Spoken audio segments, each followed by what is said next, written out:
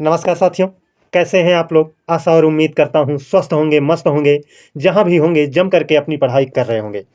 दोस्तों, जिस तरह से मैंने पीछे के 23 वीडियो में आप लोगों को रचना और रचनाकार का नाम याद कराया, ठीक उसी तरह से आज के वीडियो में भी मैं आप लोगों को रचना और रचनाकार का नाम याद कराऊँगा। तो चलिए एक-एक क्वेश्चन के माध्यम से आगे बढ़ेंगे और रचना और रचनाकार का नाम आपको याद कराते चलेंगे। मेरा जितना प्रयास रहेगा, वो यही रहेगा कि मैं आपको चीज़ों को याद कराते हुए चलूँ।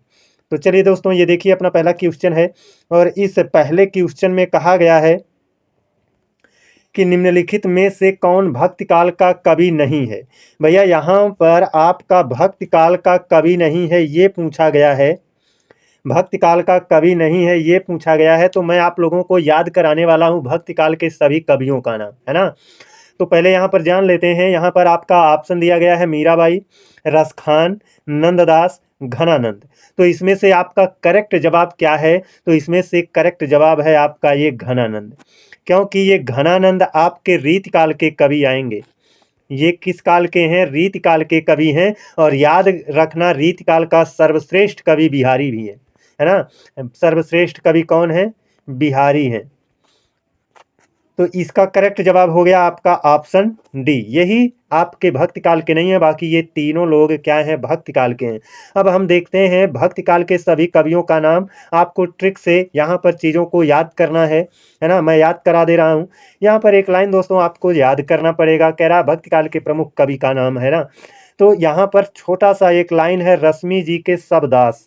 रश्मि जी के सबदास, है ना? इसी से आप याद कर लो। रस से हो जाएगा रसखान जी, मी से हो जाएगा मीराबाई, जी से हो जाएगा जायसी जी। हो गया ना रश्मि जी? रस से रसखान, मी से मीराबाई और जी से जायसी। अब यहाँ पर सबदास कहा है, तो सबदास जितना दास आपका है सबको यहाँ पर रख देंगे। मैक्सिमम 2-3 छूट जाते हैं, है ना? तो उनकी बात नहीं करेंगे, लेकिन अधिकतर जो दास, जिनके नाम में दास जुड़ा है लास्ट में, वो सभी आपके भक्ति काल के अंतर्गत आते हैं। जैसे यहाँ पर सूरदास, रहीमदास, तुलसीदास, रैदास, नंददास, नरोत्तम दास, कुंभन दास, चतुर्भुज दास, कृष्णदास, परमानंद दास। तो ये सभी दास किसके अंतर्गत आएंगे? भक्ति काल के अंतर्गत आएंगे। याद रखना, रश्मि जी को भी याद रखना, रसखान, मीराबाई और जायसी, है ना? बढ़ते हैं अपने अगले क्वेश्चन पर। ये रहा अपना अगला क्वेश्चन। इसमें कहा है स्वदेश के प्रति किसकी रचना है? यहाँ स्वदेश के प्रति किसकी रचना है? यहाँ पर स्वदेश के प्रति किसकी रचना है? आपका ऑप्शन है सुभद्रा कुमारी चौहान, सोहन लाल द्विवेदी, गिरिजा कुमार माथुर और हरिवंश राय बच्चन। तो इसमें से आपका करेक्ट जवाब क्या है? तो देखिए दोस्तों, इसका जो करेक्ट जवाब है वो है आपका स्वदेश के प्रति, है ना? यहाँ पर सुभद्रा कुमारी चौहान, सुभद्रा कुमारी चौहान। स्वदेश के प्रति किसकी रचना है? सुभद्रा कुमारी चौहान जी की ही रचना है दोस्तों, है ना? कैसे इसको याद करोगे? इसको याद कैसे करना है जरा ध्यान से सुनिएगा। यहाँ पर आपको यही सोचना है कि यहाँ पर स्वदेश के प्रति आप बताओ, शुभ शुभ सोचोगे कि अशुभ सोचोगे? अपने देश के प्रति हमेशा आप शुभ ही सोचोगे, यानी अपने स्वदेश के प्रति मतलब अपने देश के प्रति आपको क्या, आप हमेशा शुभ सोचोगे। अपने बारे में हमेशा आप शुभ सोचते हो, तो अपने देश के बारे में भी आप हमेशा शुभ सोचते हो। तो इसी शुभ से सुभद्रा कुमारी चौहान आप रिलेट कर लेना, आ जाएगा, है ना? बढ़ते हैं दोस्तों अपने अगले क्वेश्चन पर। और ये देखिए अपना अगला क्वेश्चन है, कह रहा है रोला छंद के प्रत्येक चरण में कितनी मात्रा होती है? तो भैया रोला छंद के प्रत्येक चरण में कितनी मात्रा होती है आपको यहाँ पर दिया गया है। 16-16 या 24-24 या 26-26 या 28-28, कितनी कितनी मात्राएं होती हैं? तो मैं यहाँ पर आपको सारी चीज़ें याद करा देता हूँ, है ना? ये एक याद रखना, सममात्रिक छंद, सममात्रिक छंद, है ना? छंद 3 प्रकार के होते हैं, सममात्रिक, अर्ध सममात्रिक और विषम मात्रिक। तो इसमें से जो सममात्रिक छंद होता है उसका नाम याद रखना चारागाह। क्या याद रखना है? चारागाह, है ना? चा से चौपाई हो जाएगा जिसमें 16-16 मात्रा होती है। रा से रोला हो जाएगा, इसमें 24-24 मात्राएं होती हैं। गा से गीतिका हो जाएगा, 26-26 मात्राएं होती हैं। और हा से हरि गीतिका हो जाएगा और इसमें होगा होगा आपका 28-28 मात्रा। अब यहाँ पर मात्रा जो बढ़ रही है आपकी, यहाँ 16 है, 8 जोड़ दिया 24, उसके बाद 2 जोड़ना है, 24 2 26, 26 2 28, है ना। तो इस तरह से आप थोड़ा सा एनालिसिस करोगे तो आपके दिमाग में सेट हो जाएगा, जिस तरह से मेरे दिमाग में सेट है वर्षों से, है ना। बढ़ते हैं दोस्तों अपने अगले क्वेश्चन पर। तो यहाँ पर आपका उत्तर क्या हो गया, यहाँ रोला छंद की बात हुई है, तो रोला छंद में आपका 24 मात्रा होगा। ऑप्शन भी आपका क्या हो जाएगा, करेक्ट आंसर हो जाएगा। बढ़ते हैं दोस्तों अपने अगले क्वेश्चन पर। कह रहा निशा निमंत्रण किसकी रचना है। भैया यहाँ पर निशा निमंत्रण की बात कर रहा है। निशा निमंत्रण किसकी रचना है। हरिवंश राय बच्चन की है, केदारनाथ अग्रवाल की है, सोहनलाल द्विवेदी की है, भवानी प्रसाद मिश्र की है। किसकी है, तो इसका करेक्ट जवाब है हरिवंश राय बच्चन की है। अब ये हमें याद करना है, कैसे याद करेंगे। निशा निमंत्रण आपको नहीं दिख रहा है कि निशा निमंत्रण, आपके यहाँ भी निशा निमंत्रण मिलता होगा। रात में जो खाने के लिए दावत लोग देते हैं वही तो होता है निशा निमंत्रण, है ना। और निशा निमंत्रण मिलने पर सबसे ज़्यादा उत्सुकता किस में होती है, बच्चों में होती है। इसी चीज़ को आपको थोड़ा सा रिलेट कर लेना है, बल्कि आपको रिलेट नहीं करना है, ये हमने रिलेट कर लिया, आपने अच्छे से सुन लिया, एक आध बार रिवाइज कर लोगे, जीवन भर के लिए आपके दिमाग में ये सेट रहेगा कि निशा निमंत्रण जब मिलता है तो इसमें सबसे ज़्यादा आतुर कौन होता है उस निमंत्रण के लिए, तो बच्चे होते हैं, क्योंकि वहाँ पर ढेर सारा पकवान मिलता है खाने के लिए, है ना, अच्छा भोजन मिलता है खाने के लिए, तो इन सब में बच्चे ज़्यादा लालायित रहते हैं। तो बच्चन साहब को आप करेक्ट मारना है आपको। बढ़ते हैं अब अपने अगले क्वेश्चन पर। ये देखिए अपना अगला क्वेश्चन है, कह रहा है भारत के सम यहाँ पर देना चाहिए दोस्तों, भारत के सम, भारत है यहाँ पर सम रहेगा। भारत के सम भारत में है में कौन सा अलंकार है। यहाँ पर ऑप्शन दिया गया है, रूपक अलंकार है, अनन्वय अलंकार है, उपमा अलंकार है, यमक अलंकार है। तो यहाँ पर जरा इनका अर्थ निकालिए। कह रहा है भारत के सम भारत है, यानी भारत के समान भारत ही है ना। जैसे हम ये कहें तुलसी के सम तुलसी है, यानी तुलसीदास के समान केवल तुलसीदास ही है। सूरदास सम सूर है, सूरदास के समान सिर्फ सूरदास ही है। यानी जिसकी हम तुलना कर रहे हैं, उपमा दे रहे हैं, उपमा देने के लिए कोई नहीं मिल रहा है, खुद उन्हीं से कर रहे हो, तो वहां पर आपका अलंकार होता है अनन्वय अलंकार। तो ये आपका क्या हो जाएगा, अनन्वय आपका करेक्ट हो जाएगा। भारत की तुलना भारत से ही कर दी गई, सूरदास की तुलना सूरदास से ही कर दो, तुलसी की तुलना तुलसीदास से ही कर दो, तो यहाँ पर तुलना के लिए कोई और नहीं मिला यहाँ पर, तो वहाँ होता है अनन्वय अलंकार। बढ़ते हैं दोस्तों अपने अगले क्वेश्चन पर। अगले क्वेश्चन पर बढ़ने से पहले एक चीज़ मैं बता दूं, रूपक अलंकार जहाँ होता है वहाँ पर बीच में ऐसे डैश देखने को मिलता है। उपमा अलंकार जहाँ पर होता है वहाँ पर सासी से सरिस, है ना, सासी से सरिस ये मिलता है। और यमक अलंकार ये तो आपका, ये जो यमक अलंकार होता है इसमें जो शब्द होते हैं दो बार तो आते हैं, लेकिन दोनों का अर्थ अलग अलग होता है।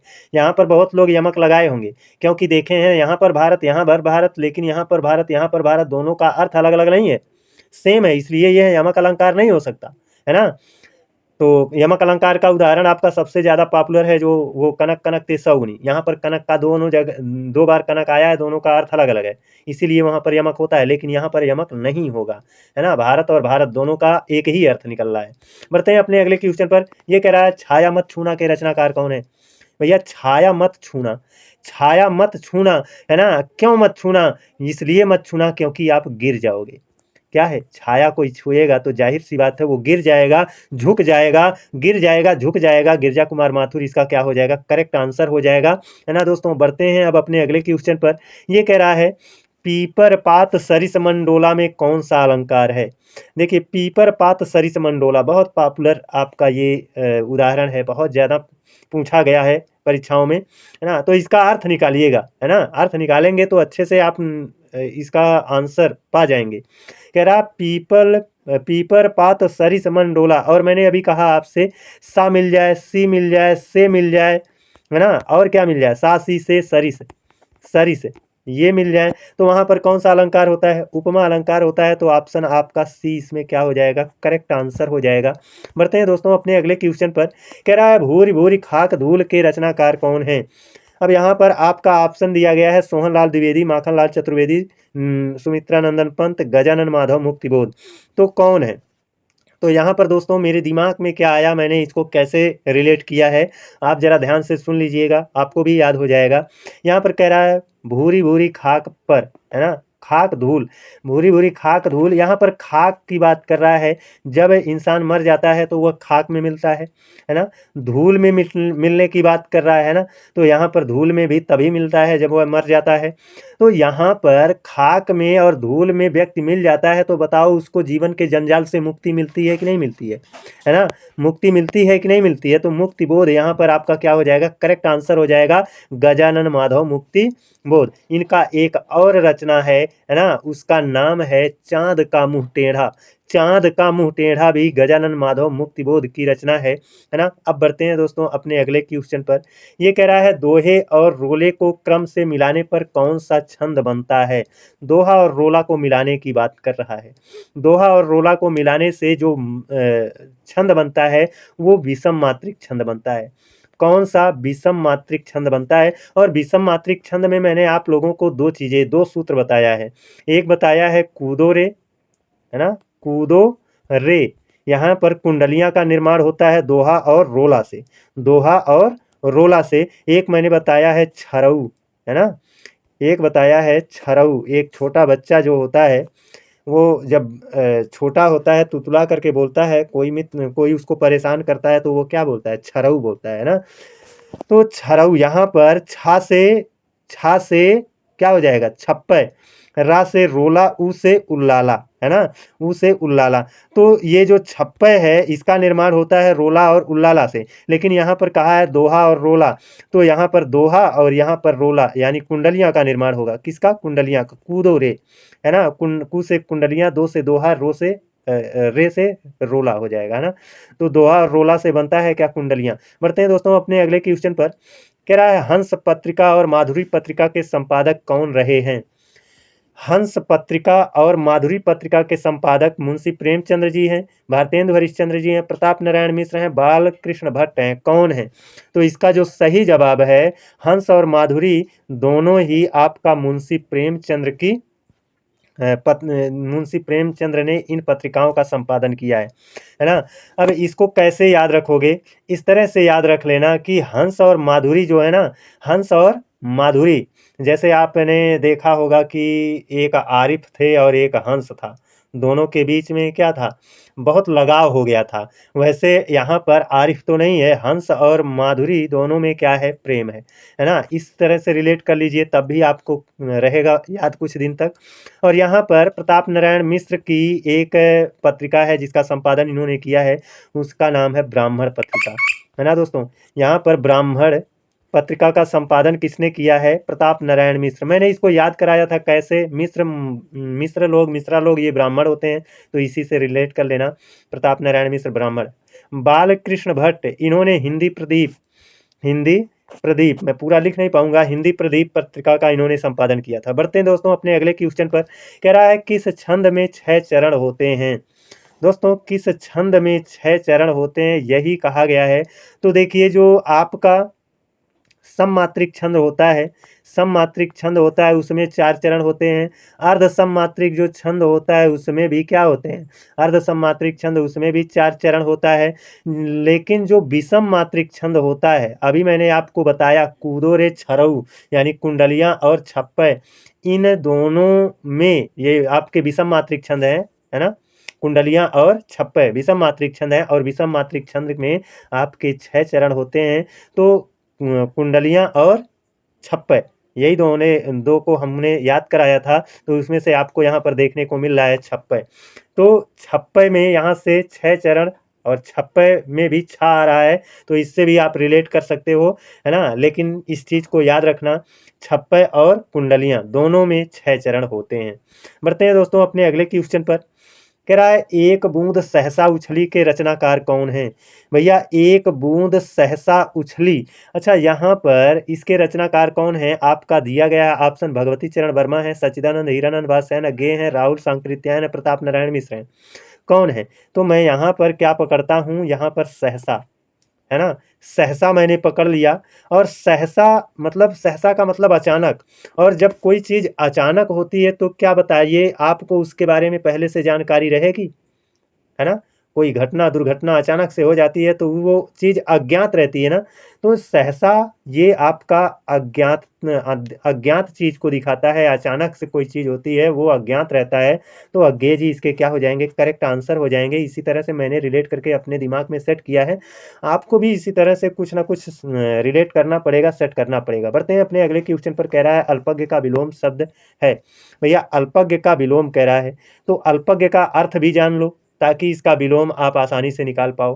तो अल्पज्ञ है ना, अल्पज्ञ का मतलब बहुत कम जानकारी। अल्प मतलब क्या, कम। अल्प माने क्या, कम जानकारी जिसके पास हो। अल्पज्ञ का मतलब हो गया जिसके पास कम जानकारी हो, तो इसका विलोम वही होगा जिसके पास सारी जानकारी हो, है ना। तो ये हो जाएगा सर्वज्ञ, है ना, जिसके पास सारी जानकारी हो। जिसके पास थोड़ी जानकारी है उसका विलोम होगा जिसके पास पूरी जानकारी है, यानी सारी जानकारी है, सर्वज्ञ हो जाएगा, है ना इसका सही जवाब। बढ़ते हैं अगले क्वेश्चन पर। कह रहा है प्रसारण का विलोम शब्द क्या होगा, है ना। ऑप्शन दिया गया है, सुदर्शन होगा, क्या सुदर्शन होगा, प्रतिपादन होगा, आरक्षण होगा, आकुंचन होगा। कितना कौन सा ऑप्शन सही होगा, तो इसका सही जवाब आपका क्या होगा दोस्तों, पहले मैं इसका अर्थ बता दूं। प्रसारण, प्रसारण का मतलब होता है फैलाना, विस्तार करना, है ना। तो इसका विलोम होगा समेटना, छोटा करना, है ना। तो छोटा करना, समेट देना, ये क्या कहलाता है, आकुंचन। आकुंचन का मतलब है किसी बहुत बड़े क्षेत्र को बहुत छोटा कर देना, वो कहलाता है आकुंचन। तो प्रसारण का विलोम क्या हो जाएगा, आकुंचन हो जाएगा। यही इसका क्या है, करेक्ट जवाब है। दोस्तों चैनल को जरूर सब्सक्राइब कर लेना। अगर मैं आपको अपना शरीर दिखाता तो इस समय मैं पूरी तरह से एकदम पसीने से भीग गया हूँ, तो इस पसीने की लाज रखना, है ना। चैनल को सब्सक्राइब कर लेना, वीडियो को लाइक कर देना और एक कमेंट जरूर करना। ये कह रहा है देवनागरी लिपि का विकास हुआ है। देवनागरी लिपि का विकास हुआ है, किससे हुआ है, खरोष्ठी से हुआ है, ब्राह्मी से हुआ है, किलाक्षर से हुआ है, या हायरोग्लिफिक से हुआ है, किससे हुआ है। तो हमारी अपनी जो लिपि है वो देवनागरी लिपि है। अब यहाँ पर मैं कई चीज़ें सोचता हूँ बता दूँ, लेकिन संभव नहीं हो पाता है ये ऑब्जेक्टिव वाले में। जो आप ये आ और बड़ा आ लिखते हो, ई लिखते हो, ऊ लिखते हो ना, ये जो चिन्ह बना रहे हो आप, यही क्या होती है, यही आपकी लिपि होती है ना। तो आ से लेकर ज्ञा तक ये जो है चिन्ह बना, यही क्या कहलाता है, लिपि कहलाता है। और इस लिपि का नाम है क्या, देवनागरी लिपि। और इस देवनागरी लिपि का विकास हुआ है किससे, ब्राह्मी से, है ना। ब्राह्मी से देवनागरी लिपि का क्या हुआ है, विकास हुआ है ना। दोस्तों आज का हमारा बस इतना ही क्वेश्चन था। आप लोग कमेंट करके बताइएगा कि हमारा वीडियो कैसा रहा। आज के लिए इतना ही। जय हिंद।